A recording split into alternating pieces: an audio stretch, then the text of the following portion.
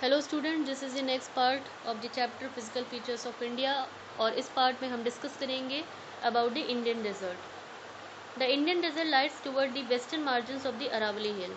Student, Aravalli hills के अगर हम वेस्टर्न साइड में मार्जिन्स में देखेंगे तो हमें क्या मिलेगा? इंडियन डेजर्ट मिलेगा। ये देखिए स्टूडेंट्स, ये है आपका अरावली हिल्स और इसके वेस्ट साइड में हमें क्या देखने को मिल रहा है? Indian desert, which is known as great Indian desert, Thar desert. It is an undulating sandy plain covered with the sand dunes. Now it is covered with the sand dunes. ये ज़्यादातर रेत के जैसे जो टीले होते हैं उससे बना होता है। और अंडुलेटिंग का मतलब हो गया स्टूडेंट्स की जैसे कि सैंडी प्लेन्स।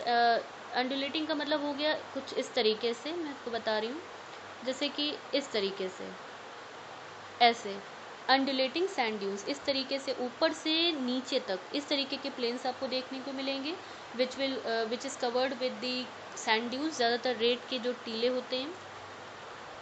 और यहाँ पर जो रेनफॉल होती है स्टूडेंट वो 150 mm से भी कम होती है।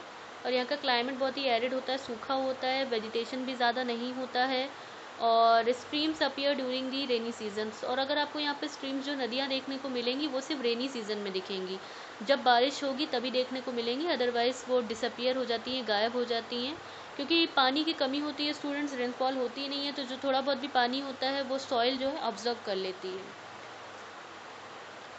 And soon after they disappear into the sand as they do not have enough water to reach the sea। और ज़्यादातर ये जो इंडियन डेजर्ट्स में जो रिवर होती है वो डिसअपियर हो जाती है। मैंने आपको पहले वैसे बताया कि सैंड की वजह से, सॉइल की वजह से वो पूरा ऑब्जर्व कर लेती है वाटर, और इतना भी पानी नहीं होता है कि वो जो रिवर है वो किसी समुद्र तक पहुंच पाए।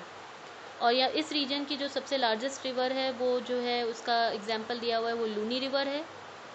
नेक्स्ट इंपॉर्टेंट पॉइंट स्टूडेंट्स आपको याद रखना है कि हमें इंडियन डेजर्ट में बार्चन्स देखने को मिलते हैं। बार्चन्स जो होते हैं स्टूडेंट वो क्रिस्टल शेप के ड्यून्स होते हैं। क्रिस्टल शेप का मतलब हो गया जैसे चांद के शेप में। And cover the larger area but longitudinally dunes become more prominent near the Indo Pakistan boundary. और इंडो पाकिस्तान बाउंड्री के पास में ज़्यादातर हमें लॉन्गिट्यूडनल वर्टिकल शेप्स के ड्यून्स देखने को मिलेंगे, क्योंकि स्टूडेंट्स जब रेत बहती है और जब हवा चलती है तो रेत बहती हुई जाती है और फिर इस तरीके से शेप कहीं ना कहीं बनाती हुई जाती है, जिसे हम क्रिस्टल शेप कहते हैं। मतलब यहाँ पर इकट्ठा हो रही है रेत और इसी जगह जमा होती चली जा रही है, और जमा होते होते वो कुछ इस तरीके का शेप, क्रिसेंट आधा चांद जैसे होता है, इस तरीके का शेप ले लेती है, उसे हम बार्चन्स कहते हैं।